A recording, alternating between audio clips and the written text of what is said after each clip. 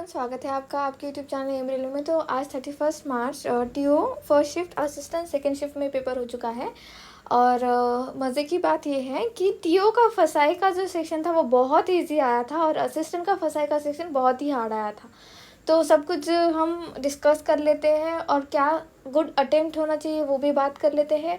और मैं ज़्यादा आप लोगों को टेंशन नहीं देना चाहूँगी, अब रिलैक्स कर लो, पेपर हो चुका है, ठीक है।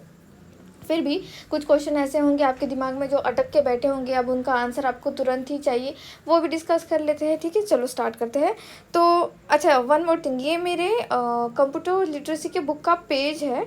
तो कुछ अलाइनमेंट के बारे में क्वेश्चन आया था, तो क्या अलाइनमेंट का जो क्वेश्चन आया था उसमें इसी तरह की इमेज दी थी या कुछ आपको कुछ डिफरेंट इमेज दिए थे, मुझे एक बार बताना। क्योंकि अगर इससे डिफरेंट होगा तो अपडेटेड जो बुक है उसमें मैं अलाइनमेंट का इमेज चेंज कर दूँगी। एक दूसरा भी अलाइनमेंट होता है, मतलब इमेज दूसरा होता है, बट ज़्यादातर जहाँ पर मैंने देख रखा है अलाइनमेंट का जो है, जब भी क्वेश्चन आता है या फिर जब भी पूछा जाता है तो इसी तरह की इमेज यूज़ होती है। अगर ये इमेज नहीं यूज़ हो रही तो प्लीज़ मुझे बता देना, ठीक है। तो उसमें कौन सा अलाइनमेंट आया था?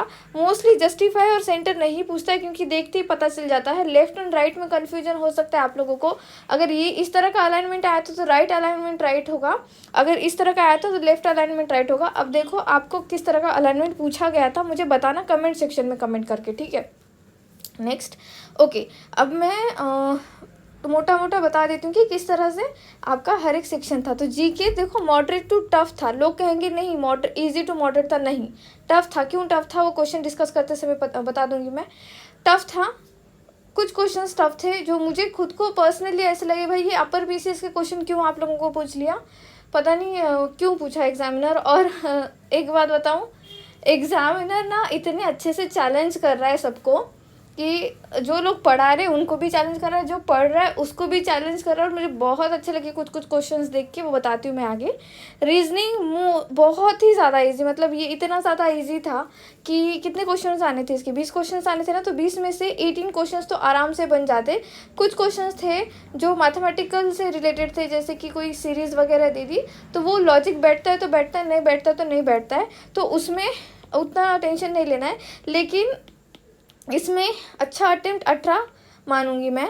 जीके में अच्छा अटेम्प्ट मैं सिर्फ 15 मानूंगी, क्योंकि 5 क्वेश्चन जो थे वो अपर पीसीएस लेवल के थे, उसको हाथ लगाना ही बेकार था। अगर हाथ लगाया भी होगा और सही आया होगा तो कॉन्ग्रेचुलेशन, नहीं आया होगा तो कोई बात नहीं।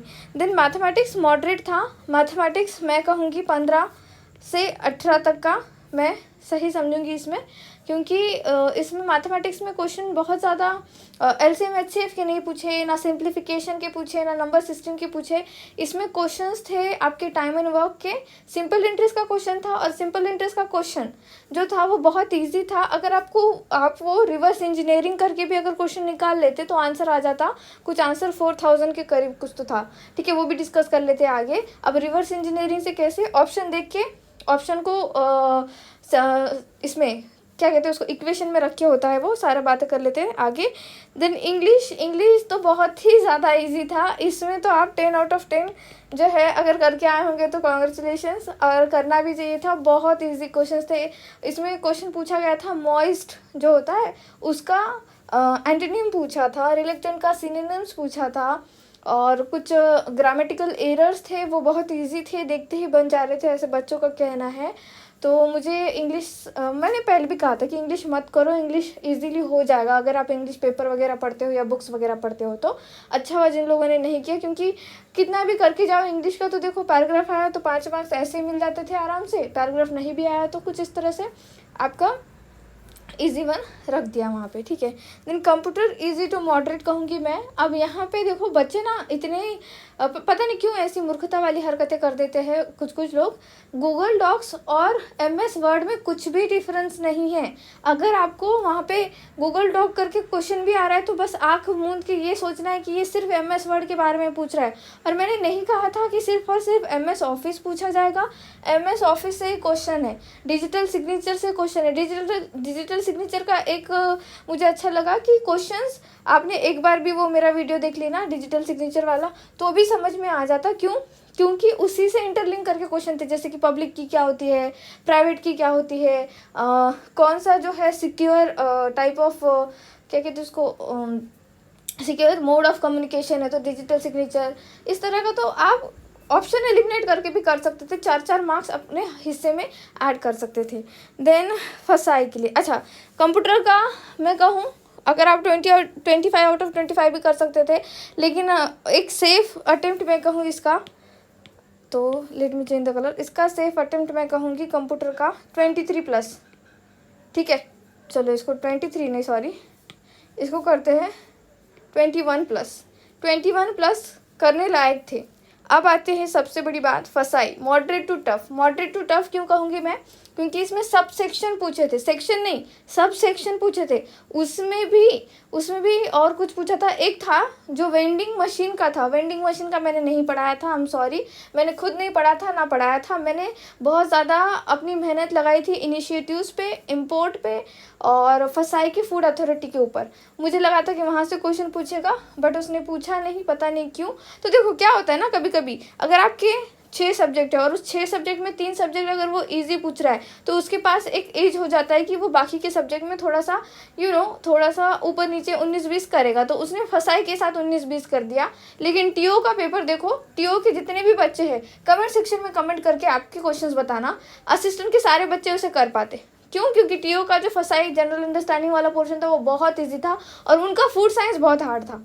ठीक है, तो आप वो कैसे कट ऑफ कैसे डिसाइड करेंगे अगर सारा कुछ इजी पूछ लेंगे? तो बस ये बात को आपको शुक्रगुजार होना चाहिए कि भाई हमने पढ़ा था। अब अगर पढ़ के भी अगर मुझे नहीं आ रहा तो ये सोचना चाहिए कि मैंने उसको हाथ नहीं लगाना है। ठीक है, ये सोचो, हमेशा ग्रेटफुलनेस जो आपकी फीलिंग रहेगी वो अच्छा रहेगा, आगे बढ़ोगे ज़िंदगी में। तो यहाँ पे देखो मैं 18+ का ही कहूँगी, 18 बहुत ज़्यादा, लाइक 5 क्वेश्चन तो इतने अपसर्ड थे, बहुत ही ज़्यादा अपसर्ड थे। बच्चों को तो वो क्वेश्चन भी याद नहीं है। सेकेंडली उन्होंने फूड साइंस क्यों ऐड कर दिया असिस्टेंट के पेपर में, मुझे वो समझ में नहीं आ रहा है। क्योंकि आई थिंक कुछ लैक्टोज इंटॉलरेंट के बारे में कुछ क्वेश्चन था शायद, वो क्वेश्चन बार बार पूछा जा रहा है फूड साइंस में। वो इधर ऐड करने की ज़रूरत नहीं थी क्योंकि फूड साइंस हमारे सिलेबस में ही नहीं था। बहरहाल चलो उसको छोड़ दो। अब जितना अब आगे देख लेते कि क्वेश्चन क्या क्या पूछे गए हैं और मैं बताती हूँ कि आपको अब क्या करना है आगे। ठीक है, सबसे पहले तो देखो जीके के क्वेश्चन कर लेते हैं। इंडिया की पहली ऑयल रिफाइनरी कहाँ पे? तो ये बहुत ही आसान क्वेश्चन था, स्टैटिक था, दिग्बोई। ठीक है, दिग्बोई। देन सतरिया डांस फॉर्म कहाँ से है? क्लासिकल डांस फॉर्म, तो ये असम से है, ये भी बहुत आसान था। देन जहांगीर, जहांगीर, अब ये है ना, एक मिनट, मैं हम कभी ऐसा करती नहीं हूँ but let me just add something. ठीक है, अब कुछ लोग बोल रहे हैं ना कि मैम आपने तो कहा था आपके बुक से बुक के बाहर कुछ नहीं आएगा। देखो भाई, बुक के बाहर कुछ नहीं आएगा, मैं अभी भी कह रही हूँ। ठीक है, जो क्वेश्चन बुक के बाहर के हैं उसे हाथ भी नहीं लगाना था। अब ये जहांगीर का आपने इतना बड़ा कुछ पढ़ लिया तब जाके आपको मिलेगा। मैंने ये लिख कर दिया था, मैंने नहीं लिख के दिया था अर्जुन देव, मैंने ये लिख कर दिया था बाबा। आप लोग पढ़ते नहीं तो मैं क्या करूं? और यहाँ पे जीके में इसने पॉलिटी से बहुत ज़्यादा क्वेश्चन पूछ लिए। अगर पॉलिटी का कोर्स लॉन्च हो जाता ना तो पॉलिटी तो भाई 4 के 4 क्वेश्चन आपके हाथ में होते, बट कोई ना, आने वाले टाइम में हो जाएगा। तो जहांगीर के टाइम पर, ठीक है, जहांगीर के रीन में, शासनकाल में कौन से सिख गुरु है जिनका इन्होंने कत्ल किया था? जहांगीर ने कत्ल किया था एक्चुअली, ऐसा है कुछ। तो गुरु अर्जन देव, ये अगर किसी ने टिक किया है तो आपका राइट है। देन भारत रत्न अवार्ड, ये एक्सट्रीम टफ, डिफ़िकल्ट। अब मैं इसे डिफ़िकल्ट क्यों कह रही हूँ? इसे डिफ़िकल्ट इसलिए कहा जा रहा है क्योंकि हमेशा 1954 ही याद रहता है भारत रत्न के लिए। इन्होंने डेट पूछ ली, डेट के साथ ईयर पूछ लिया और उन्होंने ऑप्शन में क्या खेला, 26 जनवरी 1954, 2 जनवरी 1954 ऐसा खेला। एक के नीचे एक ऑप्शन ऐसे कुछ दिया था शायद। तो बहुत सारे लोगों ने 26 जनवरी 1954 क्लिक किया क्योंकि उनको 1954 ही याद था। बट यहाँ पे ये खेल गया, एग्जामिनर सच में खेल गया। और एग्जामिनर की यही क्वालिटी मुझे पता नहीं दिन ब दिन क्यों इतनी अच्छी लग रही है। एनवीएस का भी पेपर देखने के बाद बहुत अच्छा लगा मुझे, ये भी पेपर देखने के बाद अच्छा लगा। स्टाफ सिलेक्शन के जो भी बच्चे हैं रेडी हो जाओ, ऐसे ही क्वेश्चंस आएंगे, भयानक क्वेश्चंस आएंगे। अब ये क्वेश्चन जो था 2 जनवरी 1954, जिन्होंने भी किया वो राइट है और ये टफ क्वेश्चन था, नहीं किया कोई बात नहीं, कोई बात नहीं, ओके। देन इंडिया की सौरो रिवर कौन सी है? तो Kosi river is the right answer. वहाँ पे क्या ऑप्शन था मुझे पता नहीं है, ठीक है। अगर वहाँ पे ब्रह्मपुत्र होगा वो भी राइट हो सकता है, वहाँ पे दामोदर रिवर होगा वो भी राइट हो सकता है। तो ऑप्शन के हिसाब से जाओ, लेकिन जहाँ तक मेरा नॉलेज बता रहा है बच्चों ने वहाँ पे कोसी रिवर का ही ऑप्शन टिक किया है, तो Kosi river is the right one, ठीक है। देन ये अमेंडमेंट आर्टिकल, तो कौन से आर्टिकल के तहत कॉन्स्टिट्यूशन में अमेंडमेंट ला सकते हैं। तो आर्टिकल 368, एक्सट्रीम इजी क्वेश्चन, बहुत ही ज़्यादा इजी था। DPSP डायरेक्टिव प्रिंसिपल जो हमारी स्टेट पॉलिसीज़ है वो कौन से पार्ट में है, part 4, extreme easy. Then second preventive detention, अब प्रिवेंटिव डिटेंशन जो था, ठीक है, ये जो डिटेंशन का है पोर्शन, ये अब इसमें ऑप्शन क्या थे ये मुझे बच्चों ने नहीं कहा, मैम बस उनको इतना याद आ रहा था कि प्रिवेंटिव डिटेंशन कुछ है। तो देखो यहाँ पे ना, अगर ऑप्शन में आर्टिकल 22 है तो भी राइट है, और अगर ऑप्शन में राइट टू फ्रीडम है तो भी राइट है, क्योंकि राइट टू फ्रीडम ही में आर्टिकल 19 से लेकर आर्टिकल 22 तक की बात है, और आर्टिकल 22 ही जो है प्रिवेंटिव डिटेंशन के बारे में बात करता है, ठीक है। तो ये अगर आपने टिक किया होगा दोनों में से कोई भी ऑप्शन में से, जो भी ऑप्शन वहाँ पे मौजूद था और अब वो आपने टिक किया तो आपका वहाँ पे राइट हो गया, ठीक है। +4 ऐड कर लो। देन कलिंगा प्राइज़ कौन देता है, इसके ऊपर क्वेश्चन आया था। तो कलिंगा प्राइज़ जो है ये यूनेस्को देता है, ठीक है, ये यूनेस्को देता है। देन सर्विस टैक्स कब से स्टार्ट हुआ था, तो ये 1 जुलाई 1994 से स्टार्ट हुआ था। ये क्वेश्चन मुझे टफ लगा, सच में टफ लगा। क्यों, ये अपर PCS में पूछा गया था क्वेश्चन, ठीक है। और अच्छा हुआ इसमें आपको डेट नहीं पूछ ली, इसमें सिर्फ आपको ईयर पूछा है, तो इकोनॉमिक्स भी अच्छे से करके जाना है आपको। Next predominant agriculture in India, ये पूछा था क्वेश्चन। अब देखो ये क्वेश्चन, ये 2 क्वेश्चन इकोनॉमिक्स से ही है, ठीक है। इसमें एग्रीकल्चर जब हम पढ़ेंगे इकोनॉमिक्स में तब ये समझ में आएगा आपको।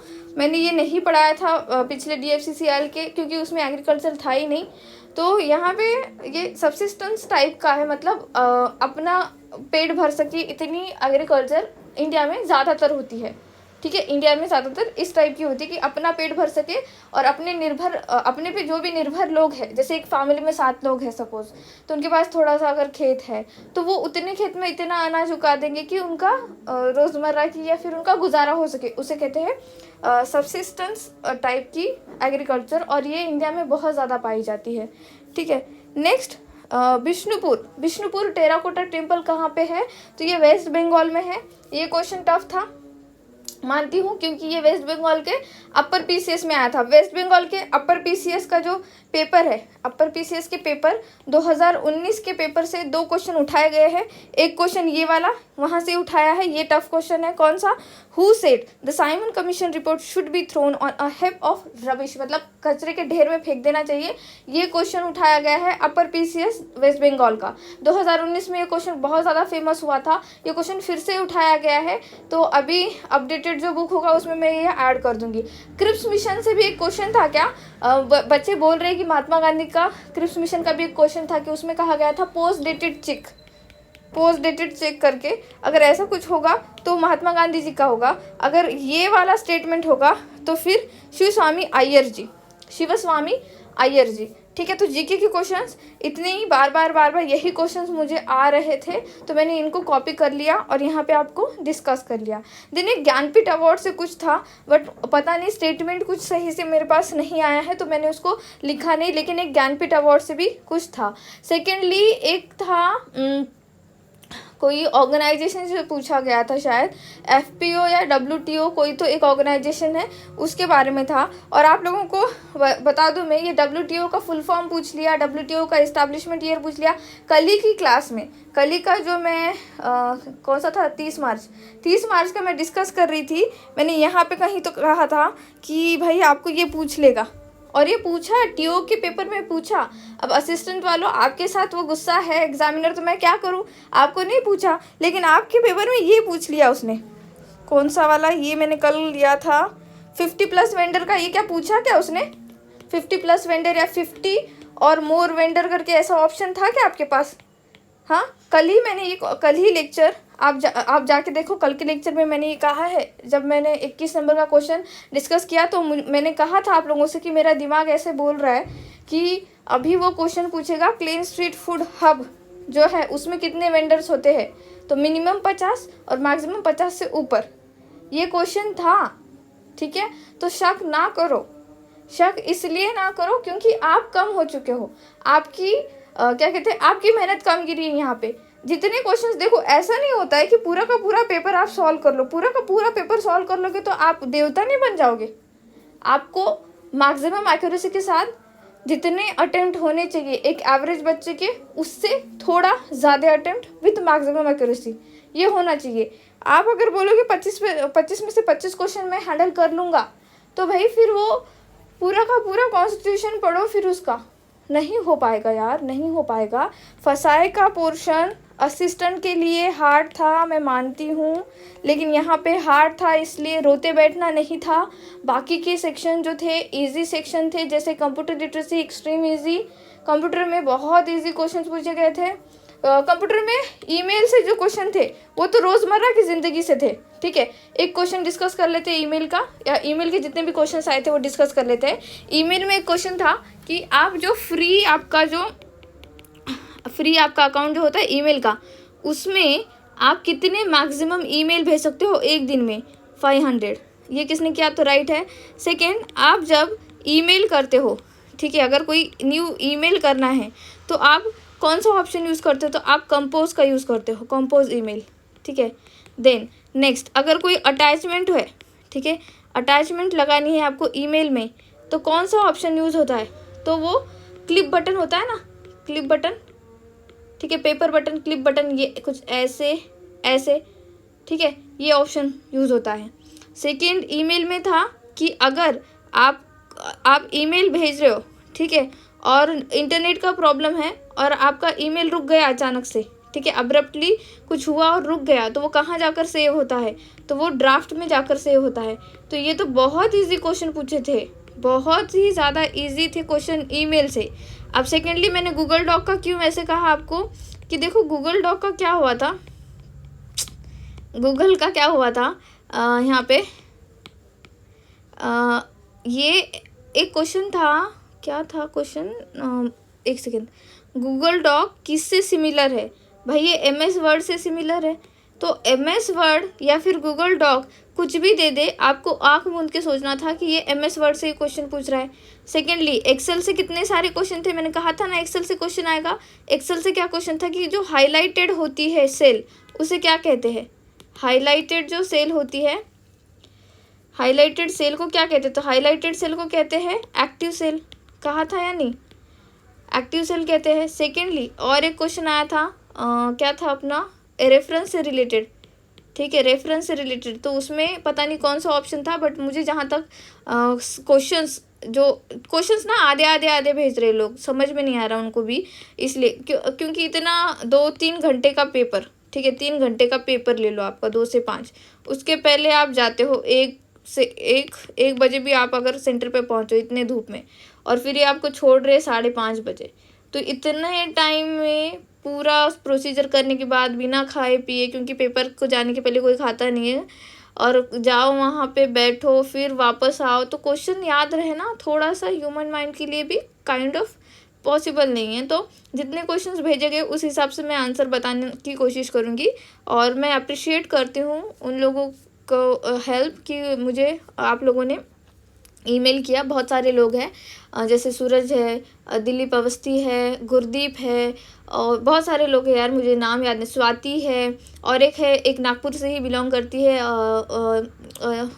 मेरी स्टूडेंट, मैं नाम भूल गई, I am sorry, please comment में कमेंट कर देना, मैं हार्ट दे दूँगी आपको। तो इस तरह से, तो देखो क्या था क्वेश्चन, सेल से ही था कि सेल का रेफरेंस, ठीक है। और एक क्वेश्चन था, हाँ ये क्वेश्चन याद आ रहा है कि ये जो इक्वल टू साइन होता है, ठीक है, इक्वल टू साइन होता है, ये किस लिए यूज़ करते हैं? फॉर्मूला के लिए यूज़ करते हैं। ऑप्शन में क्या था वहाँ पे? फॉर्मूला या फंक्शन जो भी था वो आपको टिक करना था। सेकेंड, अगर आप क्या होता है वो सेल, MS एक्सेल से बहुत क्वेश्चन थे, पावर पॉइंट प्रेजेंटेशन से क्वेश्चन नहीं था, ऐसा बच्चों का कहना है।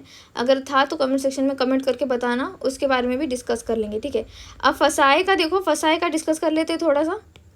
फसाए का, अब मैं आप लोगों को बर्डन नहीं देना चाहती, यूँ खामखा यूँ ना सोचो कि अरे मैंने वो क्लिक कर दिया वो तो गलत हो गया, अरे मैंने ये क्लिक कर दिया राइट हो गया, ये सोचने के बजाय थोड़ा सा चिल करो। 3 दिन में आंसर की आ जाती है, 3 दिन में, 3 वर्किंग डेज में आंसर की आ जाएगी आपकी, और फिर देख लेना अच्छे बन रहे तो अच्छे बन रहे। और मेरे हिसाब से देखो, ये मेरा हिसाब है, मैंने ना पेपर देखा है अभी तक, तो मुझे पता नहीं है। अगर मैं पेपर को जाती और पेपर देखती तो फिर 100% एक्यूरेसी से मैं बता पाती, लेकिन अभी अगर मैं बताऊं तो 90+ विथ एक्यूरेसी कर लिया तो आपके चांसेस है, ठीक है। असिस्टेंट के और टीओ के तो देखो, टीओ का फूड साइंस बहुत हार्ड था, बाकी फसाई बहुत ज़्यादा इजी था। पता है टीओ को फसाई का फुल फॉर्म पूछ लिया, food safety and standard authority of India का फुल फॉर्म पूछ लिया उनको इसका हेडक्वार्टर पूछ लिया, उनको बीआईएस का हेडक्वार्टर पूछ लिया। आप उनके पेपर देखोगे ना, टीओ का पेपर देखोगे जो फसाई का जनरल अंडरस्टैंडिंग वाला है, वो लोग इतने खुश, और वो बच्चे मुझे ईमेल भी कर रहे हैं कि मैम टीओ का तो बहुत इजी था, और कॉन्ग्रेचुलेशन बच्चों। लेकिन असिस्टेंट वाले थोड़ा सा नाराज़ है। कोई बात नहीं यार, आपका ही नहीं सबका ही हो, सबके साथ ही हुआ है वो, क्योंकि पेपर ही वैसा सेट किया था उसने क्या किया, कंप्यूटर ईजी कर दिया, इंग्लिश ईजी कर दिया, जीके ऑलमोस्ट ईजी था, मैथमेटिक्स ईजी था, मैथमेटिक्स थोड़ा कैलकुलेटिव पोर्शन था लेकिन अच्छा था, देन रीजनिंग एकदम इजी कर दिया। 4 पोर्शन अगर वो इजी कर रहा है तो वो 2 जो पोर्शन होंगे उसमें तो खेलेगा ना, तो इसमें थोड़ा सा 19-20 का फ़र्क आ ही जाता है, इतना टेंशन लेने की ज़रूरत नहीं है। अब फसाई में क्या क्या क्वेश्चन पूछे थे, डीओ का फंक्शन पूछ लिया उन्होंने, ठीक है, डीओ का क्या फंक्शन होता है वो पूछ लिया। साइंटिफिक कमिटी और साइंटिफिक पैनल से कुछ क्वेश्चन था वो पूछ लिया। सेकेंडली उन्होंने पूछा है आपको ये वही 50 वेंडर्स वाला, ठीक है, 50 वेंडर्स वाला वो क्वेश्चन पूछ लिया। और कौन से क्वेश्चन थे, इजी क्वेश्चन याद रहते बच्चों को, हार्ड वाले क्वेश्चन याद नहीं रहते। और भी बहुत सारे क्वेश्चंस थे यहाँ पे कि किसी की अगर एक्यूरेसी 85% है, ठीक है, तो वो ऑडिट कितनी बार होना चाहिए, वहाँ पे ये क्वेश्चन था।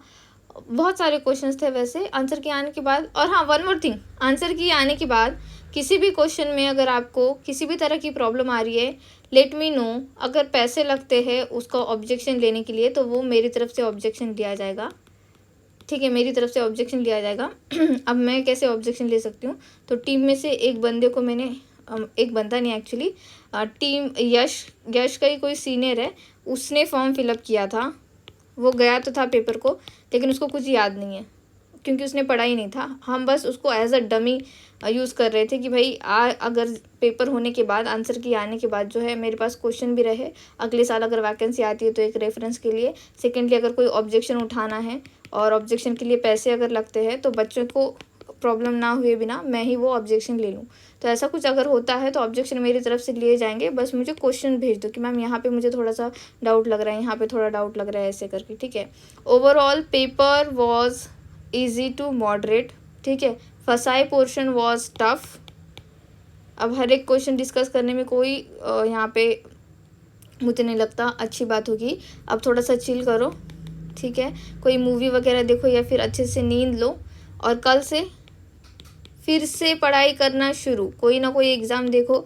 ईसीजीसी मुझे लगता है आप लोगों के लिए बनी है क्योंकि ये बहुत अच्छी एग्ज़ाम है, और 16 लाख 17 लाख का पैकेज उठाना आप का हक है, आप डिज़र्व करते हो। तो देखो, ये ऐसे नहीं कि मैं पढ़ा रही हूँ इसलिए, नहीं, वो अच्छी वैकेंसी आई है इसीलिए कह रही हूँ, क्योंकि उसका पिछले साल भी पेपर हुआ था, 2020 में भी पेपर हुआ, 2021 में भी पेपर हुआ, तो कुछ इस तरह से उसका पेपर हो रखा है। तो आपके पास रेफरेंस के लिए बुक्स है, पेपर है, वो पेपर देखो और फिर सोचो कि अगर हो सकता है तो करो, नहीं होता है तो फिर कोई और एग्ज़ाम देखो। स्टाफ सिलेक्शन कमीशन का अगर पेपर देना चाहते हो तो फसाई के आंसर की आने के बाद सारे जीके के क्वेश्चन एज इट इज़ लिख के रखना है, एंड एनवीएस के जो क्वेश्चंस थे जीके के वो लिख के रखना है, उसमें से कॉपी होने की बहुत ज़्यादा चांसेस है। अच्छा, फसाई में FFRC का फुल फॉर्म आया था, food fortification resource centre, FFRC resource centre. ये क्या आपने किया, डीओ की ड्यूटीज़ किए आपने, इम्पोर्ट से रिलेटेड कुछ था प्री अराइवल वाला वो किया, ठीक है। तो बहुत सारे क्वेश्चंस आपको बने हैं। कुछ क्वेश्चंस थे अब्रप्टली, मतलब 5 क्वेश्चन ऐसे थे जो बनने लायक नहीं थे। वो अगर आपका लक सही काम करता है और आपने तुक्का मारा और सही तुक्का लग गया तो बहुत अच्छी बात है, नहीं तो बाकी के पोर्शन में आपने अच्छे से करना था। जो बाकी के पोर्शन यहाँ पे दे रखे हैं, अगर ये वाले कर लिए तो टेंशन ना लो, अभी कुछ भी मत सोचो, हो गया पेपर, हो गया। अब आने वाले टाइम के बारे में सोचो, अगर पास हो रहे हो तो भी आपको पढ़ना है, नहीं हो रहे तो भी आपको पढ़ना है। अब पास होने के बाद क्या पढ़ना मैम, तो क्योंकि टाइम लगेगा इसकी ज्वाइनिंग तक की प्रोसीजर होने में, तो पढ़ लो, कोई ना कोई एक्स्ट्रा एग्ज़ाम भी यहाँ पे क्लियर कर लो, ठीक है। And thank you so much, आप लोगों को पढ़ा के बहुत अच्छा लगा। एंड प्लीज़ डोंट टेल कि भाई ये नहीं आया था, वो नहीं आया था, कोई परमात्मा नहीं है यहाँ पे। बस इतना है कि मैंने बहुत ज़्यादा मेहनत कर ली थी फसाई के बुक पे, वो एग्ज़ामिनर को पता नहीं क्या ऐसी सूझी कि वो बस कुछ चंद टॉपिक पे ही घूमा। अगर वो इनिशिएटिव्स पे घूमता तो बहुत ज़्यादा आपके क्वेश्चन बन जाते, बट वो घूमा नहीं, तो क्या कर सकते हैं, कोई बात नहीं। जितना हो सकता था हमने हमारा 100% दिया। अब सब कुछ भगवान के हाथ में छोड़ दो और अब आने वाले टाइम की स्टडी शुरू करो। Okay, thank you so much for watching, please subscribe to my channel, share this video, like this video and please keep revising. Thank you.